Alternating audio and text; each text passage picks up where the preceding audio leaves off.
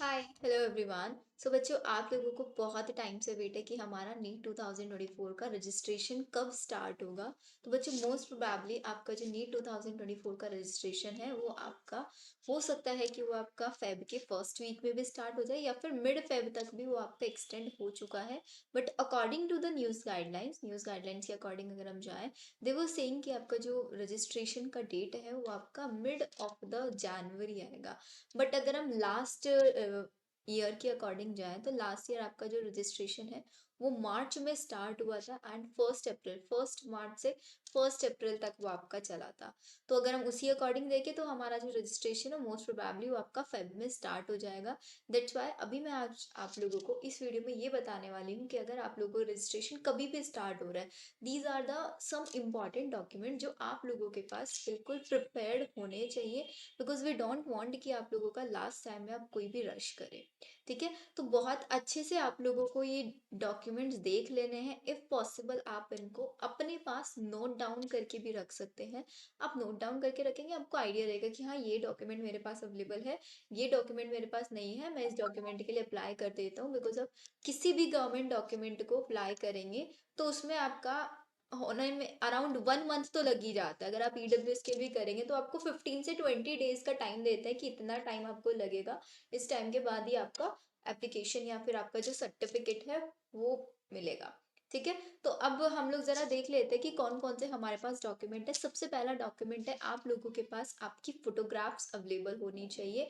Photographs जो है आपकी, आपके पास पासपोर्ट साइज फोटो होना चाहिए जिसका साइज इन्होंने दिया हुआ है 10 KB से 200 KB। वो आपको क्या करना है, अपलोडिंग के टाइम पे साइज रिक्वायर्ड होगा। तो जब आपका रजिस्ट्रेशन स्टार्ट हो जाएगा उस टाइम पे आई टेल यू कि कैसे आप इनको साइज को चेक इन कर सकते हैं। नेक्स्ट, एक आपके पास पोस्ट कार्ड साइज फोटो होनी चाहिए। पोस्ट कार्ड साइज फोटो में आपका हाफ पार्ट आता है और आपको पता है पासपोर्ट साइज फोटो में सिर्फ आपका फेस विजिबल होता है विदाउट एनी मास्क, और उसका बैकग्राउंड जो होना चाहिए वो वाइट होना चाहिए। पोस्ट कार्ड साइज फोटो की जो साइज है वो आपको 4x6 रखवाना है। तो आप इसको भी क्लिक करा के रख सकते हैं। आपके आपके सिग्नेचर रिक्वायर्ड होंगे, वो जेपीजी फॉर्मेट में होंगे। आपके थंब इम्प्रेशंस यहाँ पे लगेंगे, आपके फिंगर इम्प्रेशंस लगेंगे। ये तो आपका कुछ इंपॉर्टेंट चीज है जो आप सेम टाइम पे भी कर सकते हैं। नेक्स्ट, आपके पास अगर आपका 10th का पासिंग सर्टिफिकेट नहीं है तो आपको वो अपना रख लेना है अपने पास बनवा के। हो सकता है किसी बच्चे का खो गया हो, उसको वापस से स्कूल से अप्लाई करना है, कुछ भी करना है तो आपको आपका 10th का सर्टिफिकेट चाहिए होगा। एंड द मोस्ट इम्पॉर्टेंट, आपको आपका कैटेगरी सर्टिफिकेट की भी रिक्वायरमेंट होगी। अगर आप SC ST OBC NCL EWS इसमें से किसी भी कैटेगरी में लाए करते हैं तो आपके पास आपका प्रॉपर सर्टिफिकेट बना हुआ होना चाहिए। अगर आपके पास आपका सर्टिफिकेट नहीं है तो आप रजिस्ट्रेशन नहीं कर पाएंगे, बिकॉज रजिस्ट्रेशन के टाइम पे आपको ये सर्टिफिकेट वहां पे अपलोड करना होगा, तभी आपका फॉर्म सबमिट हो पाएगा। ठीक है, ये आपको इम्पॉर्टेंटली ध्यान रखनी है चीजें। नेक्स्ट, अगर आप किसी भी डिसेबिलिटी से बिलोंग करते हैं तो आपके पास PWBD का सर्टिफिकेट होना चाहिए। उस सर्टिफिकेट के लिए आप जिस भी प्रॉपर हॉस्पिटल में आपका ट्रीटमेंट चल रहा है वही आपको बना के दे देता है ये सर्टिफिकेट। नेक्स्ट, आपके पास आपका सिटीजनशिप सर्टिफिकेट, आपका आपका डोमिसाइल होना चाहिए। अगर आप दिल्ली से हैं तो दिल्ली वाले बच्चों को कोई सिटीजनशिप सर्टिफिकेट की रिक्वायरमेंट नहीं होती है। उनको सिर्फ इतना हुआ कि उनका 11th और 12th जो है वो दिल्ली के ही स्कूल से होना चाहिए, तो आपको इसकी रिक्वायरमेंट नहीं है। ठीक है, नेक्स्ट, आपके पास एड्रेस प्रूफ। एड्रेस प्रूफ में आपका आधार कार्ड चल जाता है, तो इसके लिए आपको टेंशन नहीं लेनी है। तो दीज आर द डॉक्यूमेंट्स बच्चों जो आप लोगों को चाहिए। ये सारे के सारे डॉक्यूमेंट्स आपको नीट रजिस्ट्रेशन के टाइम पे अपलोड करने होते हैं।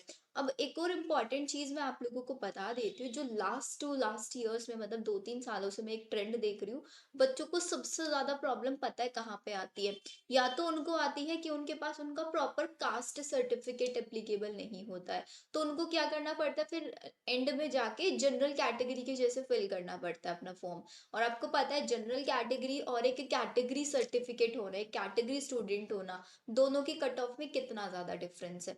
तो पहली चीज आप लोगों लोगों को ये सीरियसली लेनी है। आप जिस भी कैटेगरी से बिलोंग करते हैं उसका प्रॉपर सर्टिफिकेट आपके पास होना चाहिए। अगर आपको नहीं पता है सर्टिफिकेट के लिए कैसे अप्लाई करना है, तो आप नॉर्मली जाके किसी भी वेबसाइट पे गूगल पे जाके चेक कर सकते हैं, या फिर आप अपने जिस भी एरिया से आप बिलोंग करते हैं उस एरिया के एसडीएम ऑफिस में या कोर्ट में जाके आप उनकी फॉर्मेलिटीज जो होती है वो सब आप कंप्लीट कर सकते हैं, बिकॉज अभी आपके पास इनफ टाइम है। अगर वो अभी भी 1 मंथ भी मांग रहे हैं आपसे तो 1 मंथ में भी आपको बन के आ जाएगा। ये आपको ध्यान रखनी है चीजें। सेकेंड चीज, बच्चों का सबसे ज्यादा प्रॉब्लम आती है डेट ऑफ बर्थ को लेके। आपका जो डेट ऑफ बर्थ है बच्चों, वो आपका आधार कार्ड में, मतलब जो भी आप वहां पे आईडी प्रूफ लगाएंगे उसमें, और आप जो 10th का सर्टिफिकेट लगाएंगे, 10th का सर्टिफिकेट मतलब आपकी 10th की मार्कशीट जो आप लगाएंगे, उसमें दोनों में सेम होनी चाहिए डिटेल्स। मतलब आप जितने भी डॉक्यूमेंट्स नीट के टाइम पे वहां पे अप्लाई करेंगे, जितने भी डॉक्यूमेंट्स आप अटैच करेंगे, सब डॉक्यूमेंट्स में आपके नाम की स्पेलिंग, आपके फादर के नेम की स्पेलिंग, आपकी मदर के नेम की स्पेलिंग और इवन आपका एड्रेस बिल्कुल सेम होना चाहिए। अगर आपको लगता है कि किसी में भी आपका, एक बार चेक कर लेना इनको अच्छे से, किसी में भी अगर आपकी प्रॉब्लम है कि आधार कार्ड में अलग है, 10th की मार्कशीट में अलग है, तो वो बच्चे मेक श्योर करे कि उसको करेक्ट करा ले अभी, बिकॉज हो जाता है। अगर आपके स्कूल सर्टिफिकेट में है तो आप स्कूल में जाके करा लो। अगर आपका किसी गवर्नमेंट सर्टिफिकेट में प्रॉब्लम है तो आप गवर्नमेंट में चेक करा सकते हो ये। ठीक है, ये आप लोगों को बहुत अच्छे से ध्यान रखना है। जितने भी हमारे 2007 बोर्न स्टूडेंट्स हैं वो सब यहाँ पे नीट के लिए अप्लाई कर सकते हैं, 2024 वाले। तो अब बोलोगे मैम हम 2006 है क्या, हम नहीं कर सकते बेटा। 2006 तक के बच्चे, 2008 बोर्न स्टूडेंट्स अप्लाई नहीं कर सकते। This is important thing. 2007 31 दिसंबर तक अगर आप पैदा हुए हैं आप कर सकते हैं। ठीक है, ये सारा था हमारा डॉक्यूमेंट्स का लिस्ट जो आपको पता होना चाहिए। अब इसके बाद आता है कि आपका क्या एलिजिबिलिटी क्राइटेरिया है कि हम नीट में अप्लाई कर सकते हैं। पहला मैंने आप लोगों को बता दिया कि जो आपकी एज है वो 17 ईयर्स आपके कंप्लीट हो जाने चाहिए। कब तक, 2024 दिसंबर तक, जब आप एडमिशन ले रहे होंगे उस टाइम तक। ठीक है, और आप अगर अभी 12th क्लास में हैं आप, तो 12th क्लास के बोर्ड एग्जाम्स को सीरियसली लेना है बच्चों, बिकॉज बहुत सारे ऐसे बच्चे होते हैं जो बोर्ड एग्जाम्स को सीरियसली नहीं लेते और वो नीट क्या हर एक एंट्रेंस एग्जाम से बाहर हो जाते हैं। कैसे, कि यहाँ पे बोलता है कि जितने भी हमारे पास जनरल कैटेगरी वाले बच्चे हैं उनको ये ध्यान रखना है कि आपके फिजिक्स, केमिस्ट्री, बायोलॉजी और इवन इंग्लिश में भी, बिकॉज अगर आप एम्स नर्सिंग के लिए प्रिपेयर कर रहे हैं तो उनको इंग्लिश भी चाहिए होता है। इन चारों सब्जेक्ट्स में इंडिविजुअल मार्क्स एटलीस्ट 50% होने चाहिए। अब बच्चे मेरे को कमेंट सेक्शन में बताता है मैम मेरे इसमें 60 है, इसमें 49 रह गए, क्या मैं एलिजिबल हूँ? नहीं बेटा, अगर आपके मार्क्स 49 भी रह गए हैं ना, वो 50% से कम हो गया है, तो आप नहीं एलिजिबल हो। एक मार्क्स से आप रह जाओगे नीट में बैठने के लिए। तो मेक श्योर करना है कि सबको अपना स्कोर 60+ मेंटेन करके चलना ही चलना है। और अगर आप नीट के लिए बहुत अच्छे से पढ़ाई कर रहे हो ना, तो इस चीज की तो मैं आप लोगों की गारंटी ले सकती हूँ कि आप लोगों को होगा ही नहीं ऐसा कि आपके 50% से कम आ जाए। बस वो जो एक्स्ट्रा सब्जेक्ट है उन एक्स्ट्रा सब्जेक्ट को आपको साइड बाय साइड पढ़ के चलना है। एंड इन एक्स्ट्रा सब्जेक्ट को आप अपने बोर्ड एग्जाम्स के साथ कैसे मैनेज कर सकते हो वो भी मैं आज आपको इस वीडियो में समझाने वाली हूँ। तो मेक श्योर वीडियो को एंड तक देखना, बिकॉज एंड में बहुत इंपॉर्टेंट चीज मैं आपको बताऊंगी कि आप अपने बोर्ड एग्जाम्स के साथ साथ आप अपनी नीट की प्रिपरेशन को कैसे कंटिन्यू रख सकते हो, जिसमें आपका बोर्ड एग्जाम्स भी अफेक्ट ना हो और आपका नीट का प्रॉपर रिवीजन भी चलता रहे। आपको डे वाइज डेली टारगेट्स मैं यहाँ पे देने वाली हूँ कि आपको हर दिन क्या फॉलो करना है, आपको किस दिन क्या पढ़ना है, कितना पढ़ना है, कौन सा चैप्टर पढ़ना है, ये सारी चीजें आप लोगों को आज की वीडियो में मिलने वाली है। तो आज की वीडियो बहुत हेल्पफुल आप लोगों के लिए होने वाली है। अगर आपने अभी तक चैनल को सब्सक्राइब नहीं किया है तो चैनल को सब्सक्राइब कर दो, बिकॉज इससे आने वाली आगे की सारी डिटेल्स, कब आपका नीट एप्लीकेशन फॉर्म आएगा, उसका कैसे आप लोगों को रजिस्ट्रेशन करना है, पूरा लाइव वीडियो में मैं आप लोगों को यहाँ पे समझाने वाली हूँ। एंड नोटिफिकेशन जरूर ऑन कर लेना, बिकॉज जितनी भी मेरी लेटेस्ट वीडियोस हैं वो सब आप लोगों का ट्रेंडिंग के बेसिस पे ही आने वाली हैं। तो ऐसा ना हो कि आप कोई भी लेटेस्ट वीडियो मिस कर दो एंड आप बहुत अच्छी अपॉर्चुनिटी से मिस आउट हो जाओ। तो ये ध्यान रखना है, जितने भी हमारे जनरल कैटेगरी वाले बच्चे हैं एटलीस्ट उनका 50% स्कोर इंडिविजुअल सब्जेक्ट्स में होना चाहिए। अगर आप किसी दूसरी कैटेगरी से बिलोंग करते हैं, आप एससी कैटेगरी से, एसटी कैटेगरी से, ओबीसी कैटेगरी से हैं, तो आप अपना 40% पे भी आ सकते हैं। अगर आपका 40% मिनिमम मार्क्स है, कितने तो होने ही चाहिए। यहाँ तक हो गया क्लियर। अगर आप पीडब्ल्यूबीडी कैटेगरी से लाई करते हैं, तो उनका जनरल के लिए 45% है, और उनका एससी एसटी वालों के लिए अगेन आपका वही 40% है। क्लियर यहाँ तक। फिर इन्होंने एज का बताया दिया है कि आपका जो एज है वो 17 ईयर हो जानी चाहिए 31 दिसंबर से पहले पहले, जब आप अपने फर्स्ट ईयर में होंगे। ये आपका एक कॉमन सा एलिजिबिलिटी क्राइटेरिया है जो हर एंट्रेंस एग्जाम के लिए फॉलो होता है। It can be your NEET exam, आपका एम्स एंट्रेंस एग्जाम हो, आपका सीयूईटी हो, आईपीयू सीईटी हो, कोई भी एंट्रेंस एग्जाम हो, ये कॉमन एलिजिबिलिटी क्राइटेरिया होते हैं किसी भी एक पर्टिकुलर स्टूडेंट के लिए। आई होप यहाँ तक आप लोगों को सारी चीजें क्लियर हुई होगी। अब नेक्स्ट चीज आती है कि बच्चों को बड़ा कंफ्यूजन होता है, मैम ईडब्ल्यूएस सर्टिफिकेट क्या होता है। ईडब्ल्यूएस का मतलब होता है बच्चों इकोनॉमिकली वीकर सेक्शन। अब कौन स्टूडेंट ईडब्ल्यूएस के लिए अप्लाई कर सकता है, जितने भी हमारे जनरल कैटेगरी वाले स्टूडेंट हैं। मेक श्योर बच्चों बिल्कुल ध्यान से सुनना है, सिर्फ जनरल कैटेगरी वाले बच्चे ही इसके लिए अप्लाई कर सकते हैं। अगर आप ओबीसी से हैं, एससी एसटी, आप नहीं इसके लिए अप्लाई कर सकते। जनरल कैटेगरी वाले बच्चे जिनकी family income less than 8 LPA है, वो ईडब्ल्यूएस के लिए अप्लाई कर सकते हैं। लेस देन 8 एलपीए अगर आपकी फैमिली इनकम है, आप अपने लोकल एसडीएम ऑफिस में जाके इस फॉर्म के लिए अप्लाई कर सकते हैं। और इस फॉर्म की जो एक क्राइटेरिया होता है कि आपका 31 मार्च तक एप्लीकेबल होता है। आप एग्जाम देने वाले हो कब, 2024 में, तो आपका ये 2023 का बना होना चाहिए। आफ्टर 1 अप्रैल 2023, मतलब अगर आप आज भी बनवाओगे तो वो एप्लीकेबल होगा। ठीक है, ये ध्यान आपको रखना है। तो आपका जितने भी 2007 से पहले पहले बॉर्न हुए हैं, उनका वो सारे बच्चे आपके एलिजिबल हैं हमारा एंट्रेंस एग्जाम देने के लिए। क्लियर। ईडब्ल्यूएस समझ में आया। एसडीएम ऑफिस या किसी भी लोकल कोर्ट में आप जाके बनवा सकते हैं। गूगल पे आप इसकी डिटेल्स भी देख सकते हैं। एलिजिबिलिटी क्राइटेरिया इसका क्या है कि आपका family income less than 8 LPA होनी चाहिए, और उनका कुछ कुछ उनको डॉक्यूमेंट चाहिए होता है। आपका, आप किस जगह पे रहते हैं, आपका बहुत सारी चीजें होती है, मुझे इतना डिटेल में नहीं पता है, बट हाँ आप एक बार विजिट करोगे आपको सारी डिटेल्स मिल जाएंगी वहां पे, को कोई प्रॉब्लम नहीं आने वाली है। नेक्स्ट आता है हमारे बच्चों के पास एक बहुत ही ज्यादा कॉमन ये डाउट चल रहा है, how to manage board exams with your NEET preparation. And एक सबसे बड़ी मिस्टेक जो बहुत बच्चे करते हैं, कब करते हैं वो मिस्टेक, वो करते हैं जब आप लोगों के बोर्ड एग्जाम्स आने वाले थे। जैसे अभी का टाइम है, अभी बच्चों को लग रहा है कि हमारा जो फर्स्ट एग्जाम है वो कब है, 22 फेब में है, इंग्लिश का।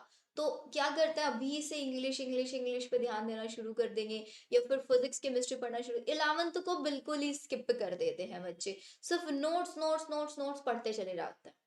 ठीक है, ये एक सबसे बड़ी मिस्टेक होती है। बोर्ड एग्जाम्स को बोर्ड एग्जाम्स के जैसे ट्रीट नहीं करना है। अब आप बोलोगे मैम उसको बोर्ड ही है तो बोर्ड के जैसे ट्रीट करेंगे ना, कैसे ट्रीट करें, उसको ट्रीट करना है कि ये आपका जैसे जेई मेंस में होता है ना, अटेम्प्ट 1 और अटेम्प्ट 2, हमें अपने बोर्ड एग्जाम्स को नीट का अटेम्प्ट 1 कंसीडर करके चलेंगे। अब आप बोलोगे मैम ऐसे कैसे हो सकता है, नीट में तो एमसीक्यू बेस्ड क्वेश्चन आते हैं और बोर्ड एग्जाम्स में तो सब्जेक्टिव क्वेश्चन आते हैं, फिर हम इसको अटेम्प्ट 1 कैसे कंसीडर करें। बेटा एग्जाम तो एग्जाम होता है, एग्जाम में आप जाते हो एक फुल प्रिपरेशन के साथ जाते हो। तो जब आप नीट के सेकेंड अटेम्प्ट के लिए जाओगे तो आप 11th 12th का पूरा सिलेबस कवर अप करके जाओगे, बहुत अच्छे से सारे सब्जेक्ट्स पढ़ के जाओगे। सिर्फ बोर्ड एग्जाम में भी तो आपको क्या करना है, सिर्फ 12th का सिलेबस करना है, लेकिन पूरी प्रिपरेशन के साथ आपको एग्जाम में बैठना है। 101% प्रिपरेशन के साथ, कि अगर आप फिजिक्स का एग्जाम देने जा रहे हैं तो फिजिक्स के 12th के जितने भी चैप्टर्स है ना, उनकी प्रॉपर फॉर्मूला शीट, उनके सारे short notes, as well as उनका हर एक चैप्टर का आपने पीवाईक्यूज लगाए हुए हो, आप तब एग्जाम देने जाओ। मैं आप लोगों की गारंटी ले सकती हूँ कोई भी बच्चा 85% से कम स्कोर नहीं करके आएगा। अगर आपने सारे नीट के पीवाईक्यूज लगाए हैं, आपने सारे फॉर्मूला शीट्स अच्छे से पढ़ी हैं, ये सारी चीजें अगर आप करके जा रहे हैं, तो आप 85% से कम नहीं स्कोर करेंगे। ट्रस्ट मी बच्चों, एक बार ट्रस्ट करके देख लो, आप लोगों को रिजल्ट मिलेगा, आप लोग खुद समझोगे कि हाँ, जो हमें शिवानी मैम ने बताया है वो सही है। एंड ये चीज मैं सिर्फ आप लोगों को ऐसे ही नहीं बता रही हूँ, ये मैंने बहुत सारे बच्चों के साथ अप्लाई किया हुआ है, वहां पे काम किया है, इसीलिए मैं आप लोगों को ये चीज बता रही हूँ। ठीक है, तो बोर्ड एग्जाम्स को अब से हम बोर्ड एग्जाम्स को बोर्ड एग्जाम्स नहीं मानेंगे, क्या मानेंगे, ये हमारा नीट का अटेम्प्ट 1 है, जिसमें हमारा 12th का फुल सिलेबस आने वाला है। हम नीट में पीसीबी पढ़ेंगे, तो हम जितने भी पीसीबी पढ़ेंगे बोर्ड एग्जाम्स के लिए, हमारे नीट अटेम्प्ट 1 के लिए, हम कैसे पढ़ेंगे, हम सारी एनसीईआरटी पढ़ेंगे पूरी बायो की, एक एक चैप्टर के हम पीवाईक्यूज लगाएंगे, शॉर्ट नोट्स बना के चलेंगे, सारी चीजें हम कवर अप करके चलेंगे बोर्ड एग्जाम, तब हम बोर्ड एग्जाम देने जाएंगे। अगर ये एश्योरेंस आप मुझे दे सकते हो, तो सेम एश्योरेंस मैं आप लोगों को दे सकती हूँ कि आप अपने नीट एग्जाम में, अगर आप अभी 300 स्कोर कर रहे हो अपने मॉक टेस्ट में, तो आप बोर्ड एग्जाम के बाद 600 तक पहुंच जाओगे बहुत आसानी से। क्यों ये मैं ऐसा आपको बोल रही हूँ, बिकॉज हमारे बोर्ड एग्जाम्स में जो 12th का सिलेबस है, 12th का सिलेबस पीसीबी तीनों सब्जेक्ट्स का हाई वेटेज रखता है as compare to the 11th। अगर 11th का 45% वेटेज है, तो 12th का 55% वेटेज है। तो 55% करके आप 720 आउट ऑफ द 720 400 मार्क्स तो बहुत आसानी से लेके आ रहे हो। अगर आप सिर्फ और सिर्फ बोर्ड एग्जाम के लिए पढ़ के चल रहे हो बहुत अच्छे से, 100% आप बोर्ड एग्जाम दे रहे हो, तो हर एक बच्चे के 400 मार्क्स तो आने ही आने चाहिए, इवन इससे भी ज्यादा। मैंने इसको 50% में डिवाइड किया 720 मार्क्स को अभी, कि 55 करके, लेकिन जो हमारे नंबर ऑफ क्वेश्चंस रहते हैं 12th वाले पार्ट से ज्यादा रहते हैं। तो अब से ये मिस्टेक नहीं किसी को भी करना है कि आपके बोर्ड एग्जाम है तो सिर्फ और सिर्फ बोर्ड एग्जाम के लिए नोट्स नोट्स पढ़े जा रहे हो। नोट्स को पढ़ना भी है, पीवाईक्यूज भी लगाने हैं, शॉर्ट नोट्स भी साथ में प्रिपेयर करके चलना है, बिकॉज बोर्ड एग्जाम के बाद भी हमारे पास टाइम है जिसमें हमको प्रॉपर रिवीजन करके चलना है। ठीक है, और ज्यादा लेक्चर नहीं दूंगी आप लोगों को, आ जाते हैं हम अपने नेक्स्ट टॉपिक पे कि आप लोगों को क्या क्या करना है। अब ये कुछ क्वेश्चंस हैं जो आप लोगों के माइंड में चल रहे होंगे। पहला, मैम मुझे क्या टाइम टेबल फॉलो करना चाहिए, बोर्ड एग्जाम्स आ गए हैं, क्या मैं अब सिर्फ 12th का पढूं या साथ साथ मुझे 11th भी रिवाइज करना है, और अगर 11th भी मैंने 12th भी रिवाइज करना है, तो मुझे मॉक टेस्ट कब से देने शुरू करना है। जिसको मॉक टेस्ट नहीं पता है मैं बता देती हूँ, मॉक टेस्ट में आपका 11th का फुल सिलेबस का जब आप टेस्ट देते हैं, 12th का फुल सिलेबस का जब आप देते हैं, 11th 12th दोनों का कंबाइन जब आप टेस्ट देते हैं, उसको हम मॉक टेस्ट बोल सकते हैं, या हम उसको एफएसटी बोल सकते हैं, फुल सिलेबस टेस्ट। तो ये 3 क्वेश्चन मैं गारंटी से दे सकती हूँ कि 90% बच्चों के माइंड में ये क्वेश्चंस होंगे। इन क्वेश्चंस के आंसर आप लोगों को जैसे जैसे वीडियो आपकी फिनिश होगी, एंड तक सब बच्चों के माइंड में बिल्कुल क्लियर कट हो जाएगा कि हाँ, हमें बोर्ड एग्जाम्स में क्या टाइम टेबल फॉलो करना है, क्या मुझे साथ साथ 11th भी रिवाइज करना है, और अगर रिवाइज करना है तो किस किस दिन मैं 11th पढ़ के चल सकता हूँ, मुझे किस दिन कौन सा मॉक टेस्ट लगाना है, ये सारी क्लैरिटी आपको इसी वीडियो में मिलने वाली है। तो मेक श्योर आप लोगों को वीडियो बिल्कुल एंड तक देखनी है। अब जरा हम लोग देख लेते हैं कि भाई हमारा जो 12th का मार्कशीट है, डेट शीट है सॉरी, वो क्या है। तो 12th की डेट शीट आप मैंने आपका यहाँ पे अटैच कर दिया है। 22 फेब में आपका इंग्लिश का एग्जाम है, 27 आपका केमिस्ट्री, 4 मार्च आपका फिजिक्स, 9 मार्च मैथ्स। ये आपका एक प्रॉपर जो एक साइंस वाला बच्चा फॉलो करता है, वो आपका पीसीएमबी वाला भी हो सकता है और आपका पीसीबी भी हो सकता है, वो स्टूडेंट होगा। ठीक है, अब आपको इसी मार्कशीट के बेसिस पे मैंने आप लोगों का पूरा डे वाइज टारगेट्स बना दिए कि आपको किस दिन क्या पढ़ना है। अगर आप उसको 100% फॉलो करेंगे, तो मैं आप लोगों की गारंटी ले सकती हूँ कि आप लोग अप्रैल में जब आप मॉक टेस्ट लगा रहे होंगे ना, तो आप हर एक बच्चा 600 प्लस स्कोर कर रहा होगा। ठीक है, लेकिन मेन चीज वही है, स्ट्रिक्टली आपको फॉलो करना है। अब कैसे आप लोगों को फॉलो करना है, सबसे पहला स्टेप हर एक बच्चों को ये फॉलो करना है। मैंने अपनी पहली वीडियोस में आप लोगों को 28 तक के सारे रिवीजन टारगेट्स दिए हुए थे। जिसको नहीं पता है 28 के रिवीजन टारगेट्स कहाँ मिलेंगे, तो हर किसी को पता है मेरा लिंक ट्री किधर है। तो मेरा लिंक ट्री आप लोगों के पास है, उसमें आप जाके देख सकते हैं। तो आप पहले आपको क्या करना है, ये एश्योरेंस मेरे को दिलाना है कि मैम हम जनवरी एंड तक हमारा जितना भी सिलेबस बचा हुआ है, जो भी चैप्टर बचा हुआ है, हम उसको फिनिश कर लेंगे। और उसको फिनिश करने का हमारा वही है, डेली रिवीजन टारगेट्स के थ्रू हम करेंगे। डेली रिवीजन टारगेट्स ही मैंने आप लोगों को उस टाइम पे ऐसे बना के दिए थे कि आप लोगों का जनवरी एंड तक 100% सिलेबस फिनिश हो जाएगा, वो आपका 11th का भी और 12th का भी। तो स्टेप 1 आप लोगों को वही फॉलो करते चलना है जनवरी तक। अब फेब के बाद मतलब पूरा कंप्लीट फेब में, मार्च में, अप्रैल में, इन 3 महीनों में आप लोगों को कैसे पढ़ाई करनी है उसका भी मैंने आप लोगों का सारे रिवीजन टारगेट्स बना दिए। It takes lots of time बच्चों, सीरियसली बहुत ज्यादा टाइम लगता है इन रिवीजन टारगेट्स को बनाने में। एंड मैं इसी एश्योरेंस के साथ बनाती हूँ कि हाँ, जितने भी बच्चे मेरी वीडियो देखते हैं तो वो इनको स्ट्रिक्टली फॉलो करते हैं। ऐसे नहीं कि बस मैम ने बोला है, एक बार खोल के देख लिया हमने और उसके बाद कुछ नहीं, उसके बाद छोड़ दिया। बहुत सारे ऐसे बच्चे हैं जो इन रिवीजन टारगेट्स को डेली फॉलो कर रहे हैं, स्ट्रिक्टली फॉलो कर रहे हैं, एंड उनको इम्प्रूवमेंट खुद से दिख रहा है, करके भी बताते हैं कि मैम आपके डेली रिवीजन टारगेट्स बहुत हेल्पफुल है, हमारा सारा बैकलॉग क्लियर हो चुका है। हमें लगता था कि हम सिलेबस नहीं कवर कर पाएंगे जनवरी तक, लेकिन हमारा सिलेबस हो चुका है काफी। तो ये पॉजिटिव रिस्पॉन्स है जो बच्चों की साइड से आ रहे हैं। तो अगर उन बच्चों के लिए ये हेल्पफुल है तो आप लोगों के लिए भी है। तो बस मेन चीज ये है कि वो बच्चे स्ट्रिक्टली फॉलो कर रहे हैं, आप लोग कहीं ना कहीं लैग कर रहे हो। तो अगर आप लैग कर रहे हो और आपको 31 जन तक इसको फिनिश कर लेना है। नेक्स्ट चीज आ जाता है स्टेप 2। स्टेप 2 आप लोगों को क्या फॉलो करना है वो मैं आप लोगों को डेली रिवीजन टारगेट्स के अंदर से दिखाती हूँ कि आप लोगों इसका क्या वेटेज है, वो आपका 55% वेटेज है। आप लोगों को कैसे कैसे पढ़ाई करनी है। पहले मैं आप लोगों को एक छोटी सी क्लैरिटी यहाँ पे देने वाली हूँ कि हमारे पास अभी फेब है पूरा, 31 जन तक मैं कंसिडर कर रही हूँ, आप वही फॉलो कर रहे हो प्रॉपर। फिर आपका मार्च है और फिर आपका अप्रैल है। इसके अंदर आपको हमें क्या करना है, हमें दो चीजों पे फोकस करना है कि मुझे बोर्ड एग्जाम्स को भी सफिशिएंट टाइम देना है, एज वेल एज मुझे नीट को भी सफिशिएंट टाइम देना है। इन दोनों चीजों को आप लोगों को सफिशिएंट टाइम देना है। और मुझे ये भी ध्यान रखना है कि अगर मेरा 22 को इंग्लिश का एग्जाम है तो एटलीस्ट मेरे को 2 से 3 दिन चाहिए ही चाहिए कि मुझे उस इंग्लिश इंग्लिश पढ़ूं मैं। तो मैंने वही उसी बेसिस पे आप लोगों के टारगेट बनाए, एक बच्चे वाला माइंडसेट रख के। क्योंकि एज अ स्टूडेंट अगर मैं खुद भी सोचूं तो अगर मेरा 3 दिन बाद किसी सब्जेक्ट का एग्जाम है तो मैं कोई और सब्जेक्ट नहीं पढ़ पाऊंगी। ये एक मेंटेलिटी होती है, इट्स अ ह्यूमन नेचर, इसको नहीं चेंज कर सकते। उसी चीज को ध्यान रखते हुए मैंने आप लोगों का रिवीजन टारगेट्स बनाया। ठीक है, तो अब मैं आप लोगों को रिवीजन टारगेट्स दिखाती हूँ। अगर वीडियो आपको अच्छी लग रही है, आर यू रेडी कि हाँ मैम हमें रिवीजन टारगेट दे, तो वीडियो को जल्दी से लाइक करो। देन मैं आप लोगों को रिवीजन टारगेट शो कर रही हूँ।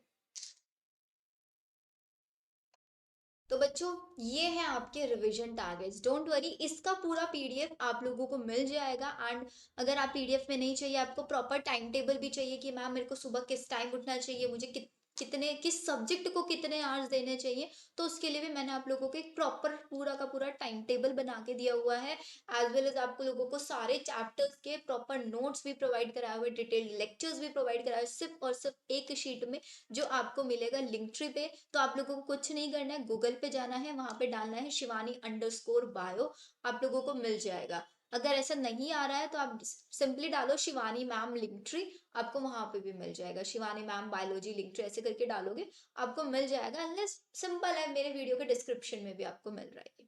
ठीक है, तो अब वीडियो थोड़ी सी लेंथी हो जाएगी, आई ट्राई कि मैं इसको जल्दी से रैप अप करूं, बट आई वॉन्ट कि ये वीडियो आप लोगों के लिए हेल्पफुल होनी चाहिए। इस वीडियो को देखने के बाद आपको कहीं इधर उधर नहीं घूमना पड़े, किसी से नहीं पूछना पड़े कि हमें कैसे पढ़ाई करनी चाहिए कैसे नहीं।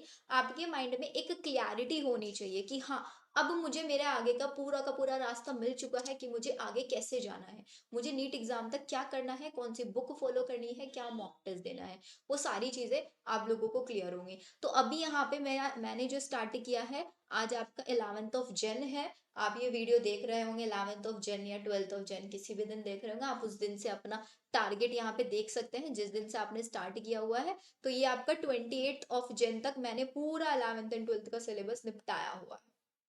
ठीक है, अब मेरा जो मेन फोकस है बच्चों के साथ वो है आपका 1 फेब से। तो आपको जरा मैं 1 फेब वाला दिखा देती हूँ एक बार। तो बच्चों यहाँ से आपका स्टार्ट होगा। अब एक चीज जो आप लोगों को इस टाइम टेबल में मिलेगी वो ये कि मैंने एक दिन में 2 सब्जेक्ट्स रखे हैं, बिकॉज आई नो आप लोगों का क्या होगा कि आप लोगों के प्रैक्टिकल्स होंगे किसी बच्चे के, किसी किसी स्कूल में प्री बोर्ड वगैरह भी कराते हैं तो बहुत प्रेशर रहता है। तो इसलिए मैंने आप लोगों को ज्यादा टारगेट्स नहीं दिए हैं, बहुत कम टारगेट रखे हैं। बट अगर किसी बच्चों को इन टारगेट करने के बाद टाइम बच जाता है तो वो अपना फोकस कर सकते हैं, जो आपको वीक चैप्टर लगते हैं उन चैप्टर्स पे। बट मैंने अपने अकॉर्डिंग रखा है, बिकॉज जितने भी एवरेज स्टूडेंट है, हाई लेवल वाले स्टूडेंट, सबको कंसीडर करके मैंने टारगेट्स बनाए हैं। तो 1 फेब में आपको जो करना है, बायो में ये चैप्टर है और आपको फिजिक्स में करना है थर्मोडायनेमिक्स। ऐसे ही मैंने आपका ये पूरा का पूरा टारगेट बना दिए हैं एंड तक। अब जरा मैं दिखा देती हूँ आप लोगों को कि बोर्ड एग्जाम्स के साथ आपको कैसे मैनेज करके चलना है। जैसे कि आप देख रहे हैं मैंने यहाँ पे 3 फेब से आप लोगों का स्टार्ट कर दिया। 3 फेब से पहले मैं आपको नहीं बोल रही हूँ एक्स्ट्रा सब्जेक्ट कुछ भी करने के लिए। 3 फेब से आप स्टार्ट करेंगे। एक्स्ट्रा सब्जेक्ट आपका हिंदी है, इंग्लिश है, सीएस है, कुछ भी है, आप पढ़ना शुरू कर दो। आप इसको 1 से 1.5 या 2 घंटे पढ़ो, ठीक है। हर दिन नहीं रखा है मैंने, बहुत चीजें विजुअलाइज करके तब रखा है, ठीक है। 3 फेब में आप सिर्फ एक्स्ट्रा सब्जेक्ट करोगे और आप केमिस्ट्री में एक चैप्टर कवर अप करोगे, ये देखो। ऐसे ही मैंने आप फिर 3 फेब के बाद आप 8th फेब को करोगे एक्स्ट्रा सब्जेक्ट। आप देख रहे हो 8th फेब में मैंने आप लोगों के लिए प्लांट किंगडम चैप्टर आप रिवाइज करोगे। अगर आपका पहले वाला कोई बैकलॉग बच जाता है आप उसको कवर करोगे, और आपका जो एक्स्ट्रा सब्जेक्ट है आप उसको करके चलोगे यहाँ पे। ऐसे ही आपका एंड तक ये पूरा चल रहा है। एग्जाम कब है आपका? 22 फेब में है ना, 22 को आपका एग्जाम है। तो मैंने देखो 20 और 21 2 दिन पूरा का पूरा आपका एक्स्ट्रा सब्जेक्ट को दिया। इवन दो क्या, 19 वाला भी पूरा एक्स्ट्रा सब्जेक्ट को दिया है। 18 में भी आप देख रहे हो मैंने 18 में भी क्या रखा है, सिर्फ और सिर्फ रिविजन रखा है, कुछ एक्स्ट्रा पढ़ने के लिए नहीं रखा है, रिविजन रखा है। आप देख रहे हो सारी चीजें मैंने रिविजन बेस्ड पे रखी हैं। एक्स्ट्रा सब्जेक्ट को भी प्रॉपर टाइम दे दिया है कि आपका जो जिस दिन एग्जाम है आप उसमें अच्छा करके चले। एंड आई वांट 22 फेब में आपका इंग्लिश है, तो इंग्लिश में आप 60% प्लस करके ही आओगे, बिकॉज अगर उससे कम गए तो आप एंट्रेंस एग्जाम के लिए नॉट एलिजिबल हो जाओगे, ठीक है। जैसे ही आप एग्जाम दे के आओगे 22 फेब में, तो मस्ती नहीं मारनी है उस दिन कि हाँ मैम एग्जाम हो गया छुट्टी, पूरा दिन कुछ नहीं कर रहे हो, नहीं। उसी दिन से आप लोगों को अपना 12th की, बिकॉज आपका 27 में केमिस्ट्री का एग्जाम है, तो आपको केमिस्ट्री पढ़ना स्टार्ट करना है, आपको अपने नोट्स पढ़ने हैं और आपको अपने नीट के पीवाईक्यूज लगाने हैं। और इसके अलावा मैंने बायो फिजिक्स कुछ नहीं रखा है, देखो कुछ नहीं रखा है, सिर्फ केमिस्ट्री करोगे। कब तक? 26 तक। और मजे से जाके 27 में एग्जाम दे के आओगे, ठीक है। एग्जाम दे के आके सोना नहीं है, किसी को भी रेस्ट लेना 1-1.5 घंटे का। उसके बाद ह्यूमन फिजियो रिवाइज इंटरेस्टिंग रखा है इसीलिए मैंने, क्योंकि मुझे पता है एग्जाम दे के आओगे, एग्जाम दे के आने के बाद थक जाता है, सर दर्द करने लग जाता है, तो हम फिजिक्स नहीं कर पाएंगे उस टाइम पे। तो इसलिए मैंने आपका इंटरेस्टिंग वाला पार्ट रख दिया। पूरी बायो में सबसे इंटरेस्टिंग ह्यूमन फिजियो होता है, वही रख दिया। पूरा एनसीईआरटी से रिवाइज नहीं करना है, सिर्फ आपने लोगों ने अपने जो शॉर्ट नोट्स बना रखे हैं वहां से रिवाइज कर लेना है। इसको आपने रिवाइज कर लिया तो इसका मतलब बहुत हाई वेटेज वाला यूनिट आपने रिवाइज कर लिया है। ये कर लोगे 27 के बाद आपका डायरेक्ट किसका एग्जाम है? फिजिक्स का एग्जाम है। तो देखो फिर इसके बाद एग्जाम देके आने के बाद उस दिन ह्यूमन फिजियो रिवाइज कर लिया। उसके बाद से लेके 3 मार्च तक आपको सिर्फ और सिर्फ क्या करके चलना है? फिजिक्स करना है। कैसे रिवाइज करना है? 12th फिजिक्स करना है पूरा, अपने नोट्स रिवाइज करना है, प्रॉपर फॉर्मूला शीट अगर नहीं बनाई है तो बना लेना, और आपको आपके नीट के पीवाईक्यू सॉल्व करने हैं। जितने डेरिवेशंस वगैरह होते हैं, डेफिनेशंस होती है, उनको आपको कर लेना है। ऐसे अगर आप करोगे तो आप अपना फिजिक्स में बहुत अच्छा करके आओगे। फिर आपने 4 मार्च को मस्त आप फिजिक्स देके आ, केमिस्ट्री फिजिक्स निपट गया। अब जैसे ही केमिस्ट्री फिजिक्स होता है हमारे बच्चे बड़े रिलैक्स हो जाते हैं, क्योंकि उसके बाद 15 दिन की छुट्टी है भाई बायो के एग्जाम में। अब उस 15 दिन को नहीं हम वेस्ट करेंगे, उसको यूज करेंगे बहुत अच्छे से। कैसे यूज करेंगे वो ध्यान से सुनना। देखो आप लोगों ने क्या किया, अपना एग्जाम देके आए 4th को। 4th में एग्जाम देके आने के बाद आपको क्या करना है, जो आपने केमिस्ट्री का पेपर दिया था ना 27 में, और फिजिक्स के चक्कर में भूल जाओगे उसको, तो आप उसको रिवाइज कर लेना पहले। नया नहीं पढ़ना है, उसको रिवाइज करना है, बहुत आसानी से कर सकते हो। फिर आपको क्या करना है, नेक्स्ट डे पूरा 11th का बायो रिवाइज करना है। सिलेबस फिनिश हो चुका है आपका, अब 11th बायो रिवाइज करना है। ऐसे ही आपको next day 11th bio revise करना है। और केमिस्ट्री में साइड बाय साइड आपको, अगर आपका कुछ रह जाता है रिवीजन में, होता है नहीं होता एक दिन में प्रॉपर, वैसे हो जाना चाहिए पूरा एक दिन में 11th का बायो, नहीं होता है, कुछ चैप्टर रह जाते हैं, नेक्स्ट डे के लिए मैंने उसको रख दिया। ऑर्गेनिक केमिस्ट्री का आप रिवाइज करोगे, फिर बच जाती है, फिर नेक्स्ट डे कर लो उसको। और साथ ही साथ आपका लॉज ऑफ मोशन बहुत अच्छा वेटेज इसका चैप्टर का है, इसलिए मैंने इसको रखा है। जितने भी ये चैप्टर्स मैंने रखे हैं सारे हाई वेटेज वाले चैप्टर्स रखे हैं। फिर इसके बाद अगर आपका कोई एक्स्ट्रा सब्जेक्ट है, जैसे कि मैंने डेट शीट में देखा फिजिकल एजुकेशन है, तो अगर आपका है तो आप फिजिकल एजुकेशन पढ़ लो, अगर नहीं है तो आपका कुछ बैकलॉग बच गया आप उसको कर लो बायो में, या फिर आप अपना फिजिक्स के लिए मैंने आपको चैप्टर दे दिया वर्क एनर्जी एंड पावर, इसका भी काफी अच्छा वेटेज है, आपको ये चैप्टर करना है। चैप्टर करने का मतलब ये होता है कि आप अपने नोट्स रिवाइज करोगे और उसके क्वेश्चन सॉल्व करोगे, जितने ज्यादा से ज्यादा क्वेश्चन हो आप लगाओगे बैठ के। फिर 9 मार्च आ गया हमारा सैटरडे का दिन, आप अपनी अब हम 9 मार्च से हम बायो के लिए पढ़ना शुरू करेंगे, 12th बायो के लिए एग्जाम देना है ना हमको।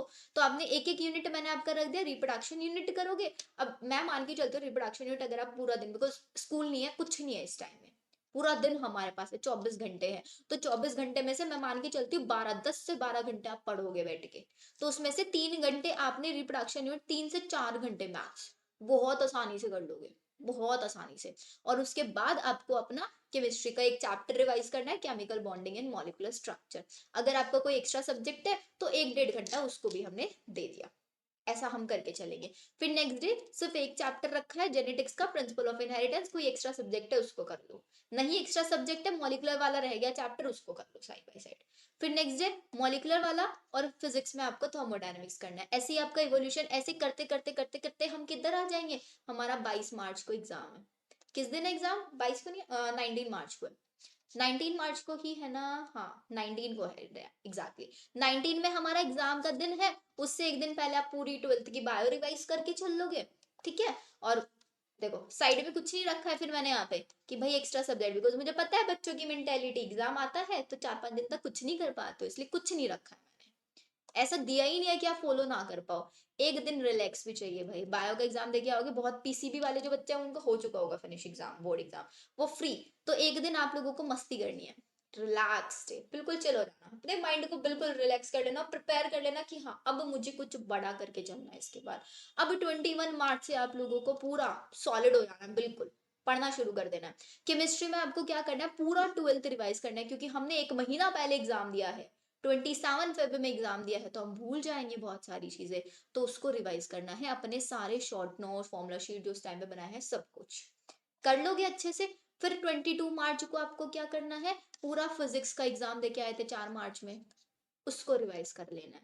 फिर 19 में आप जो बायो देके आए थे उसको रिवाइज कर लेना है, तीनों रिवाइज हो गए, एक एक दिन में बहुत आसानी से रिवाइज हो जाएंगे। 24 मार्च को एक एफएसटी लगा लेना सिर्फ 12th के सिलेबस का, ताकि आपको पता चल जाए कि आप 12th के सिलेबस के अकॉर्डिंग आप कितना, फिर आपको अपना स्कोर चेक करना है कि मेरा क्या स्कोर है। स्कोर देखने के बाद आप अपने क्वेश्चंस एनालाइज करोगे कि किस क्वेश्चन को आपने सबसे ज्यादा मिस्टेक किया है, किस चैप्टर के क्वेश्चन में आप अपने वीक चैप्टर्स रखोगे, फिर उन्हीं चैप्टर्स का आप ऑन प्रायोरिटी रिविजन्स करोगे। अब इसके आगे के जो टारगेट है ना वो बच्चे टू बच्चा वेरी करेगा, स्टूडेंट टू स्टूडेंट वो वेरी करने वाला है, क्योंकि हो सकता है किसी एक स्टूडेंट को जेनेटिक्स में डिफिकल्टी आई हो, एक हो सकता है उसको बायोटेक में डिफिकल्टी आई हो, तो मैं यहाँ पे नहीं बता सकती ना आपका वीक चैप्टर क्या होगा, तो मैंने हाई वेटेड चैप्टर रखा है, और इसके अलावा मैंने आप लोगों का सिंपल सब्जेक्ट मेंशन कर दिया कि आप कोई भी सब्जेक्ट कर सकते हो, ठीक है। ऐसा करना है, आपने एफएसटी दिया, आपने अपना वीक पॉइंट एनालाइज कर लिया,